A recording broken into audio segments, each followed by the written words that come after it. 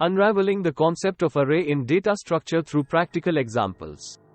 Imagine having a set of numbers and needing a place to store them. That's where an array comes into play. Picture an array as a row of lockers, each a separate container, but all under one name. Take, for instance, the array named scores. It's like a line of individual boxes, each holding a different score. Notice how each box is identified by a number? That's called an index. It's the specific address of an element in our array. Let's say we want to find the third score. With the index, it's simple. Just look for scores 2, and there it is. What if we want to add a score or change one? No problem. Use the index, point to the right box, and make your change.